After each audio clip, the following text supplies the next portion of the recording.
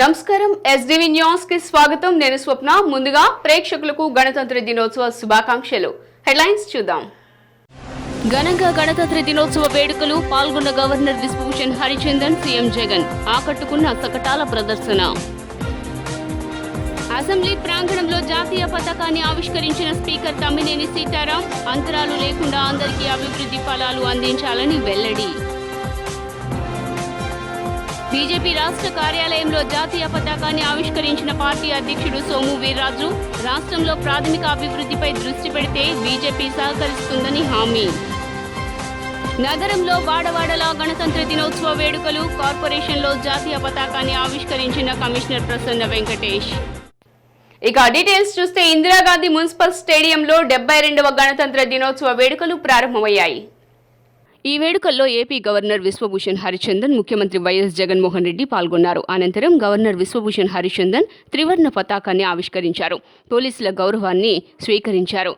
మంత్రులు CS Adityanath Das, DGP Gautam Sawang తదితరులు ఈ కార్యక్రమంలో పాల్గొన్నారు. అనంతరం పతాక ఆవిష్కరించిన అనంతరం గవర్నర్ విశ్వభూషణ్ హరిచందన్ ప్రసంగిస్తూ రాష్ట్ర అభివృద్ధికి ప్రభుత్వం స్పష్టమైన అజెండాతో ఉందన్నారు.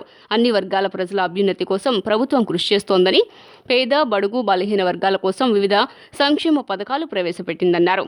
భిన్నత్వంలో ఏకత్వం అనేది మా సిద్ధాంతమన్నారు. కొందరు ప్రజల మధ్య శాంతిని చెడగొట్టేందుకు కుట్రలు చేస్తున్నారని, ఇలాంటి వారిని అడ్డుకునేందుకు అన్ని చర్యలు తీసుకుంటున్నామన్నారు. ప్రతి ఒక్కరికి ఇల్లు ఉండాలనే నవరత్నాల్లో ప్రకటించారు. రాష్ట్ర వ్యాప్తంగా ఇల్లు లేని వారి కోసం ఇళ్ల పట్టాల కార్యక్రమం ద్వారా డివిజన్ 25న 31 లక్షల మందికి ఇళ్ల పట్టాలు పంపిణీ చేపట్టామన్నారు.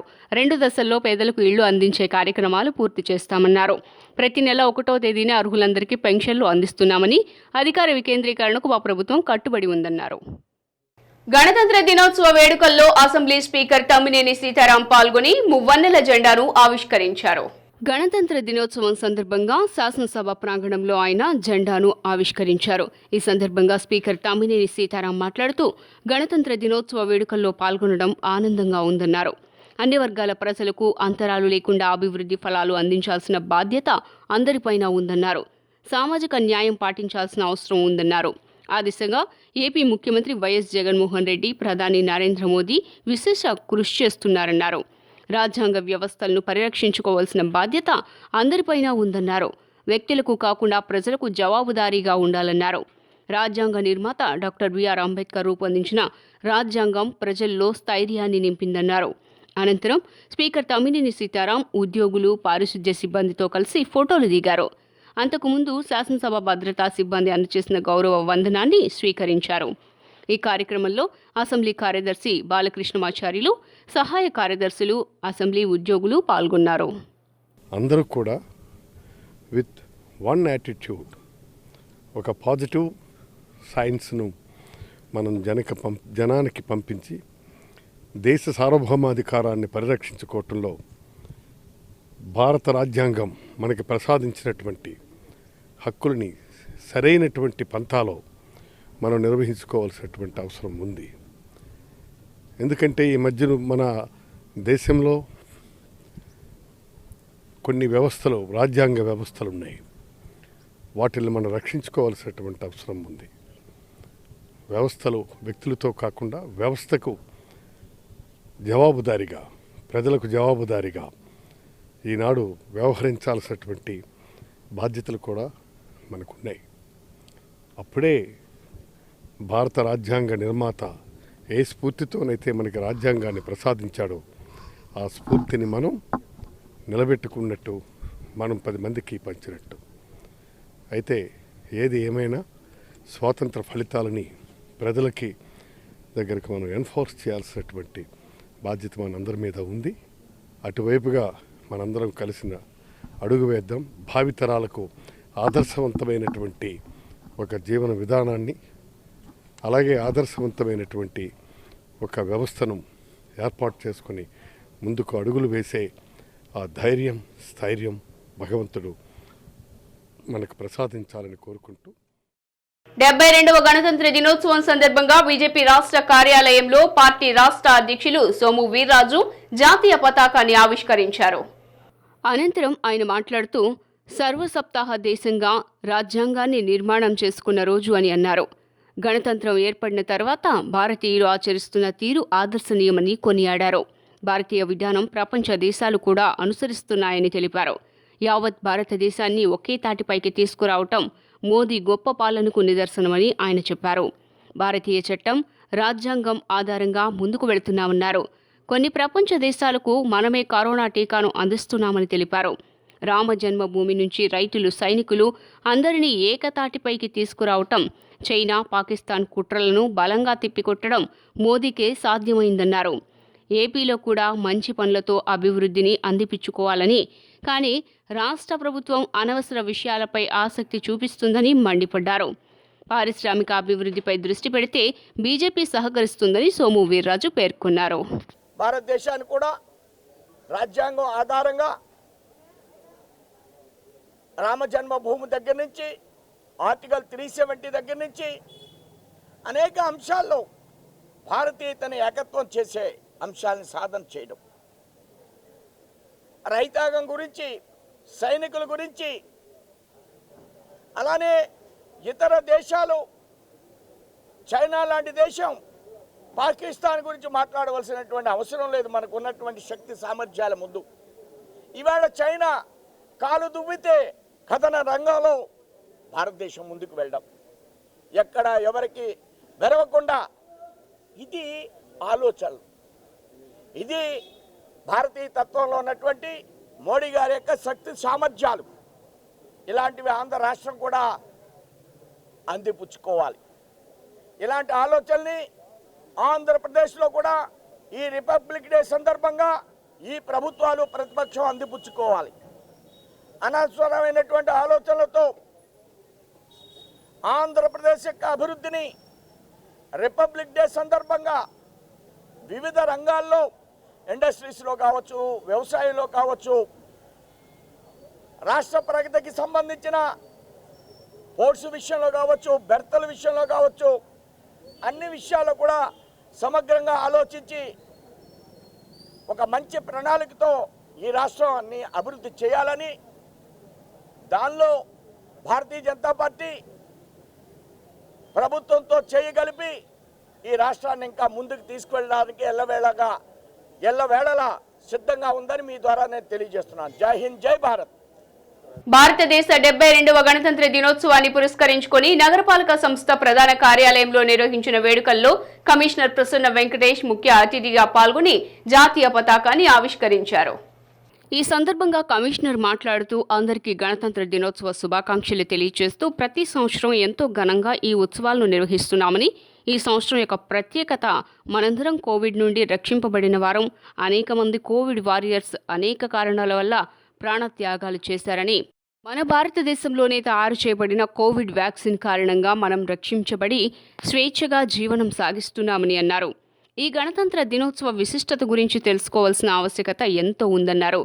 స్వాతంత్ర దినోత్సవం బ్రిటిష్ వారు మనకు అందించి, గణతంత్ర దినోత్సవం మనం రూపొందించుకోబడిందని, జనవరి 26న అనేది 1930లోనే భారతదేశాన్ని పూర్ణ స్వరాజ్ అని ప్రకటించారు. కానీ అధికారికంగా 1947లో ఆగస్టు 15న ప్రకటించారన్నారు.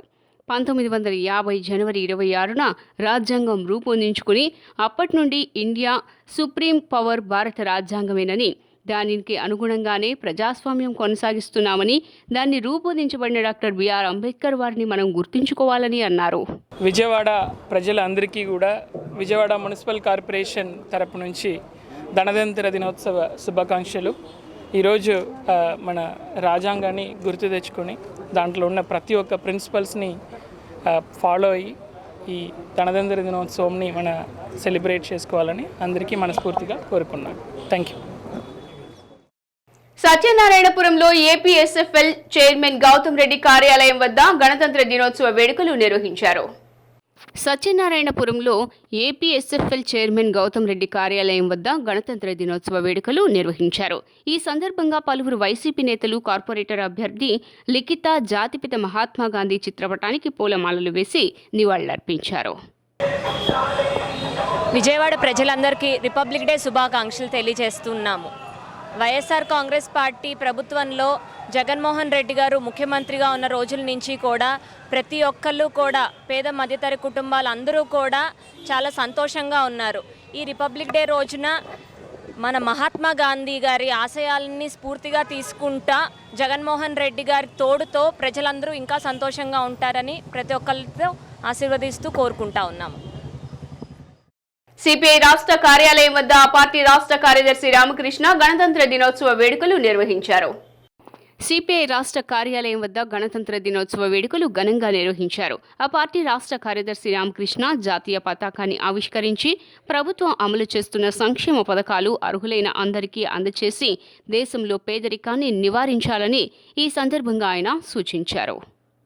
అసలు బీజేపీ అధికారంలో ఉన్న రాష్ట్రాల్లో ఉన్న ప్రభుత్వాలు అనేక ఆటంకాలు కల్పించినప్పటికీ ఏమాత్రం కూడా వెనక్కు జంకకుండా రైతులందరూ కూడా ఇవాళ ఢిల్లీ నగరాన్ని చేరుకుంటా ఉన్నారు.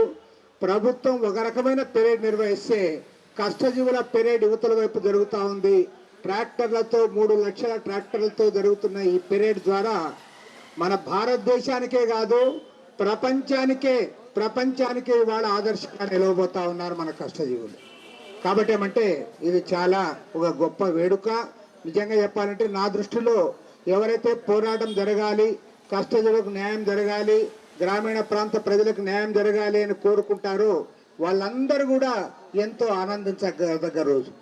కారణం ఏమంటే వాళ్ళ భారతదేశంలో ఇప్పటికి కూడా 70-80 కోట్ల మంది ప్రజలు గ్రామీణ ప్రాంతాల్లో నివసిస్తూ ఉన్నారు.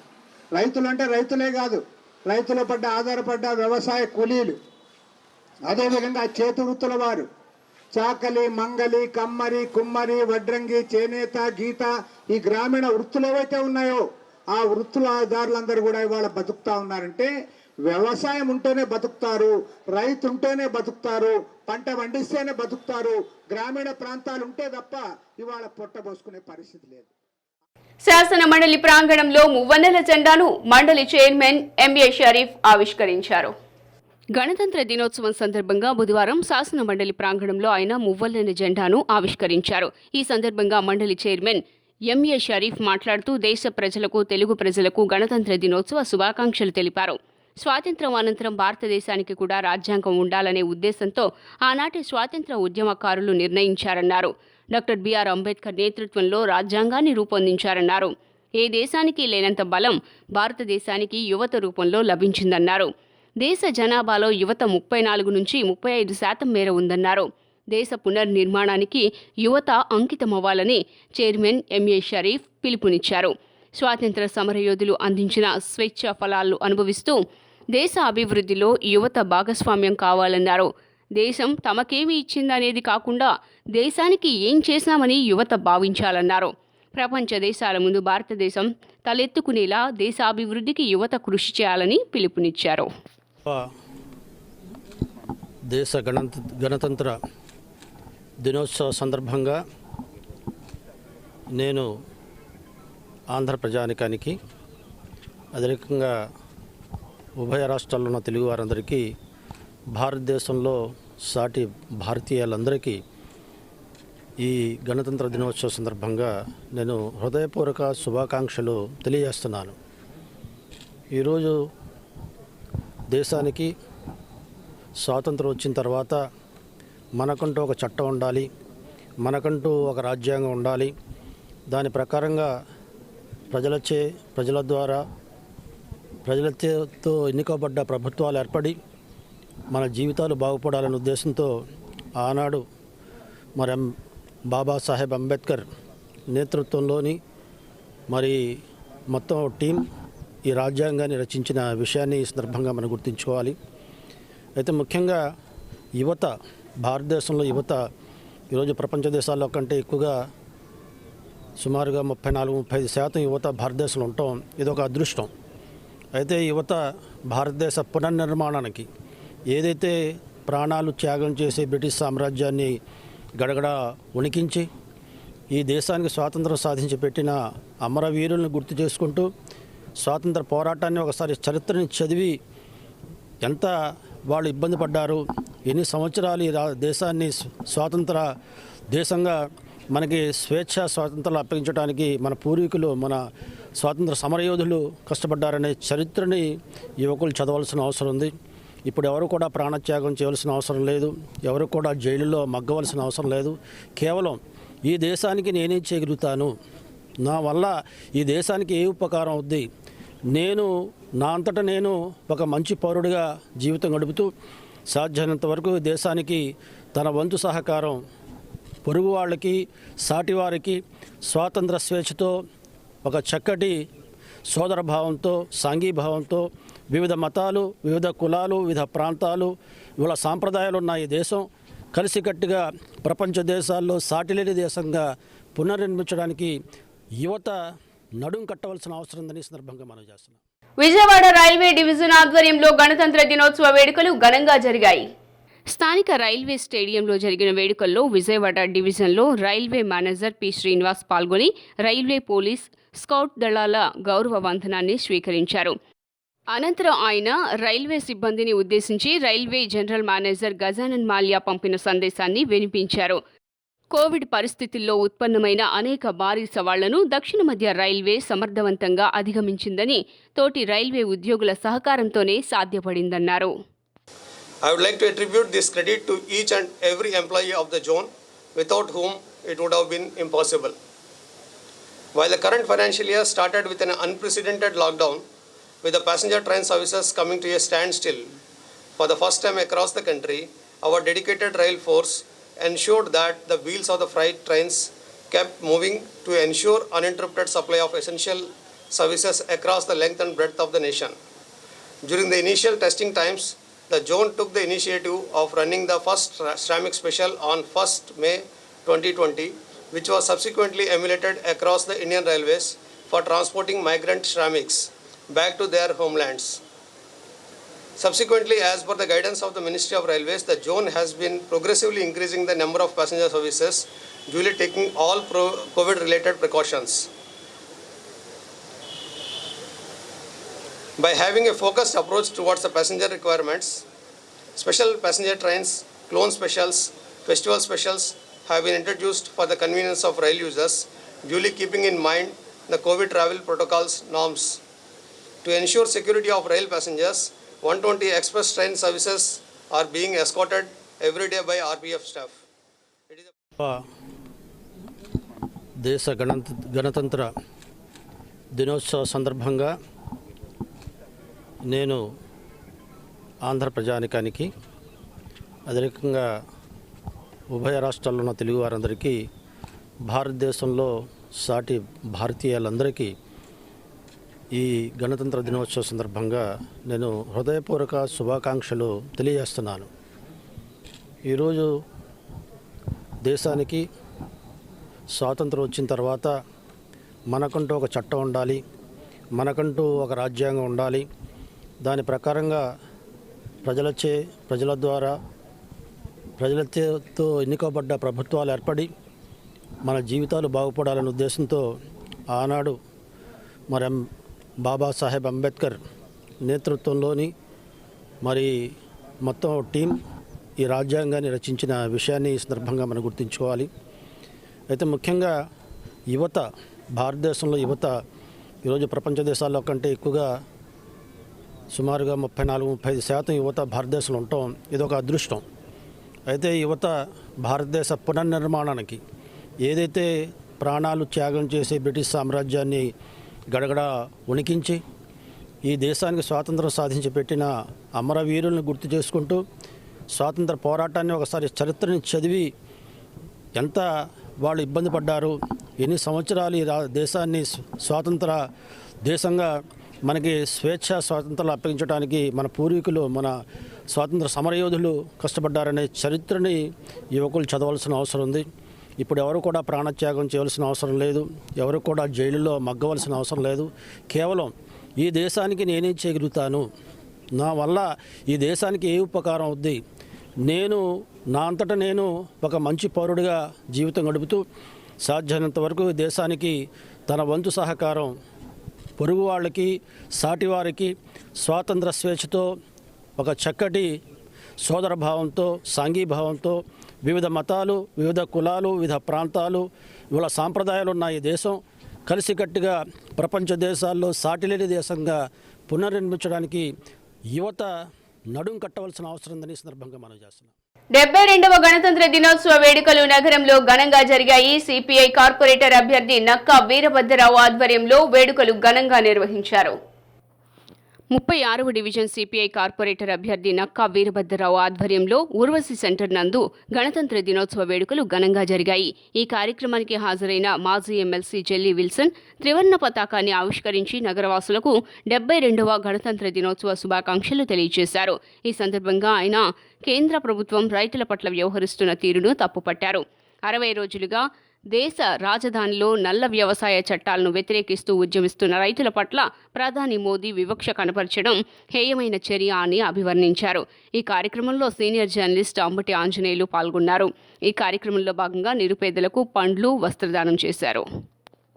ఈ మహోన్నతమైనటువంటి ఈ పవిత్రమైనటువంటి కార్యక్రమాన్ని దేశంలో ఉన్నటువంటి అన్ని రాజకీయ పార్టీలు, కులాలు, మతాలు, ప్రాంతాలు అనే భేదం లేకుండా ఇవాళ ప్రభుత్వాలతో సహా సామాన్య ప్రజలు కూడా అందరూ కూడా ఘనంగా జరుపుకుంటూ ఉన్నాం.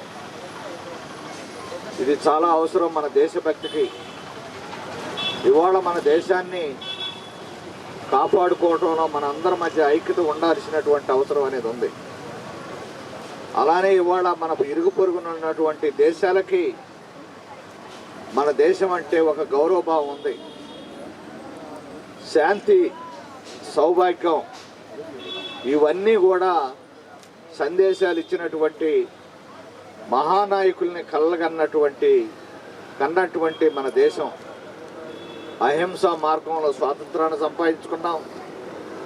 ఒక మంచి రాజ్యాంగాన్ని, అందరికీ ఉపయోగపడే పద్ధతిలో రాజ్యాంగాన్ని చేసుకున్నాం. ఇవాళ దాన్ని అందరం కూడా అమలు జరుపుతూ ఉన్నాం.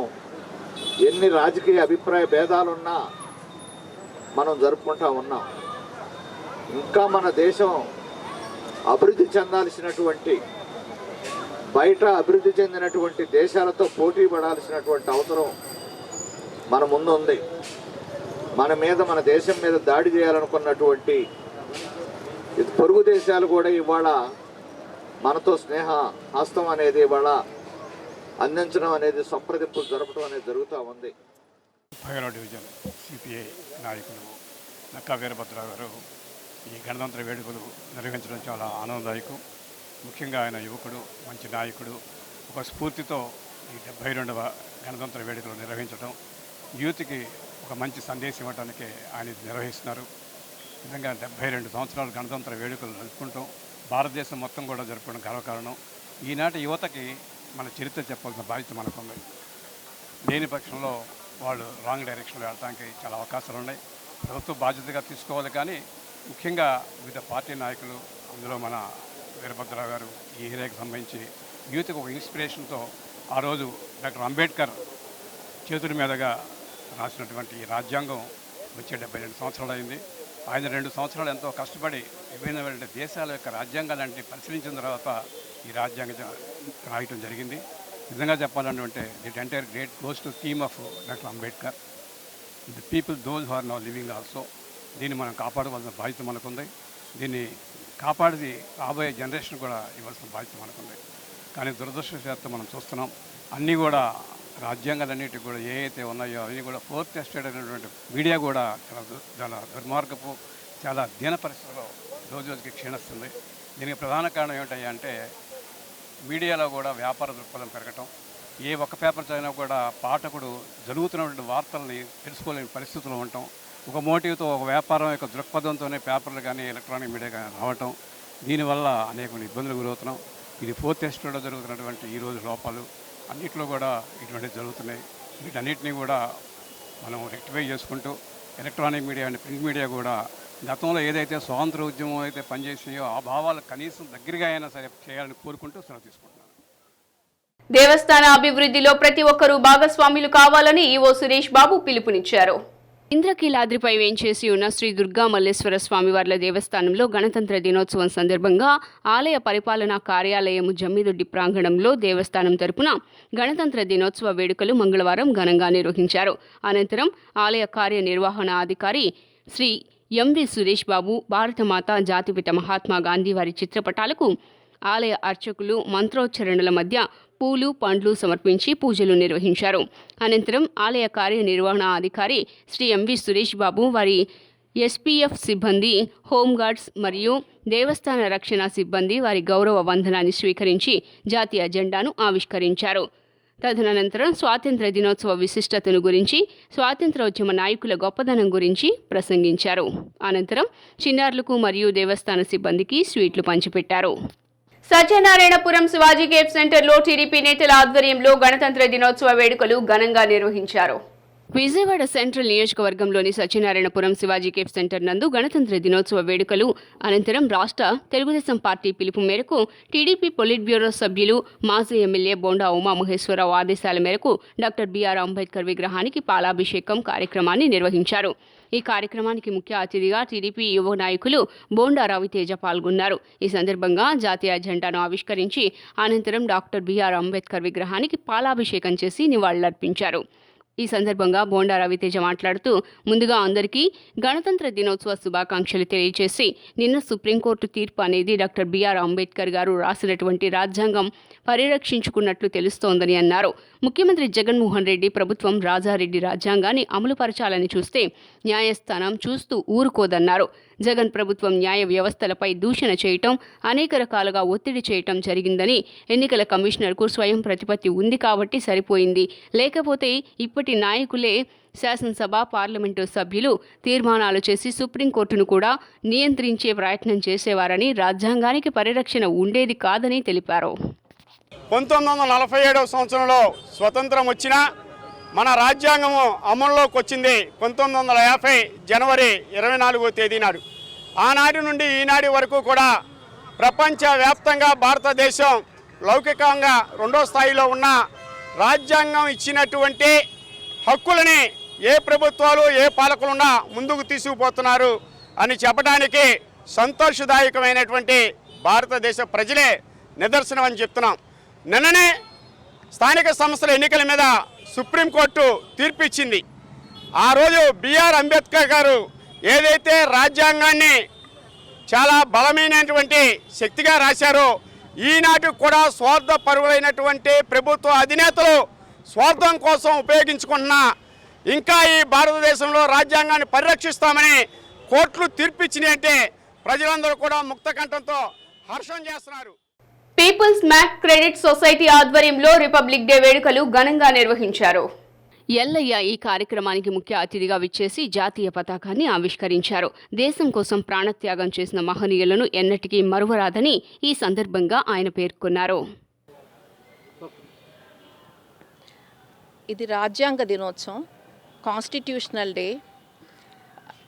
Anybody who follows the constitution, ఈ కాన్స్టిట్యూషన్ ఇండియన్ కాన్స్టిట్యూషన్ని శ్రమించి 3 years శ్రమించి రాసిన కాన్స్టిట్యూషన్లో ఒక్కొక్క పదము చాలా ఇంపార్టెంట్. డెమోక్రసీ, సెక్యులరిజం, రిపబ్లిక్ అని ఇవన్నీ కనుక మనం పాటించగలిగితే, పాలించేవాళ్ళు, పాలింపబడ్డవాళ్ళు అందరూ ఇవి పాటించగలిగితే దేశానికి ఎటువంటి సమస్యలు, చిరాకులు ఉండవని నా ఉద్దేశం. అదే స్పిరిట్తో మేము ఈ పీపుల్స్ మ్యూచువల్ ఎయిడెడ్ కోఆపరేటివ్ సొసైటీలో ఈ దినాన్ని ఈ రోజుని మేము సెలబ్రేట్ చేస్తున్నాం. Peoples MAC cooperative credit society వారు 72వ రిపబ్లిక్ డే సెలబ్రేషన్స్ని జరుపుకుంటున్నారు. ఈ రోజున మేమంతా కూడా ఇక్కడికి వచ్చి ఇది మన కాన్స్టిట్యూషన్ డే, మన రాజ్యాంగాన్ని ఈ రోజు నుండే జనవరి 26 నుండే అమలు చేసుకున్నటువంటి రోజు. మేమంతా కూడా ఈ రోజున ఈ సెలబ్రేషన్స్ జరుపుకొని మన రాజ్యాంగాన్ని గౌరవిస్తూ మన రాజ్యాంగంలో నిర్దేశించినటువంటి సూత్రాలకి మేము పునరంకితం అవ్వాలని చెప్పేటువంటి ఉద్దేశంతో మేము ఈ మీటింగ్ని ఏర్పాటు చేసుకోవడం జరిగింది. భవిష్యత్తులో కూడా ఈ నేషనల్ హాలిడేస్కి ఇంపార్టెన్స్ ఎప్పుడూ ఉండాలని, ప్రజలంతా కూడా ఈ కాన్స్టిట్యూషన్లో ఉన్న విషయాలు తెలుసుకొని వాటిని గౌరవిస్తూ వాటిని పాటించడానికి ప్రయత్నించాలని చెప్పి మేమందరినీ కోరుకుంటూ ఈ గణతంత్ర దినోత్సవాన్ని ఈ రోజున మేము ఇక్కడ జరుపుకుంటున్నాం. ఇబ్రహీంపట్నం కొండపల్లి గణతంత్ర దినోత్సవ వేడుకల్లో మైలవరం ఎమ్మెల్యే వసంత కృష్ణ ప్రసాద్ పాల్గొని ప్రసంగించారు. రాజ్యాంగ నిర్మాత డాక్టర్ బిఆర్ అంబేద్కర్ సృష్టించిన భారత రాజ్యాంగాన్ని గౌరవిస్తూ గణతంత్ర దినోత్సవం సందర్భంగా సాక్షిగా తన తుది శ్వాస వరకు నీతి నిజాయితీకి గట్టుబడి పనిచేస్తానని మైలవరం ఎమ్మెల్యే వసంత కృష్ణప్రసాద్ తేల్చి చెప్పారు. ఇబ్రహీంపట్నం కొండపల్లి ప్రాంతాల్లో జరిగిన గణతంత్ర దినోత్సవ వేడుకలకు ముఖ్య అతిథిగా హాజరై ఎమ్మెల్యే వసంత ప్రసాద్ యువతను ఉద్దేశించి భావోద్వేగ ప్రసంగం చేశారు. సమాజ సేవలో యువత భాగస్వామ్యం కావటం అభినందనీయమని తెలిపారు. క్యాంపో సొసైటీ ఆధ్వర్యంలో ఇంత పెద్ద ఎత్తున గణతంత్ర దినోత్సవ వేడుకలు నిర్వహించడం ఆదర్శనీయమని కొనియాడారు. మహనీయుల అడుగుజాడల్లో నేటి యువతరం నడుస్తూ ఇతరులకు ఆదర్శం కావాలని పిలుపునిచ్చారు.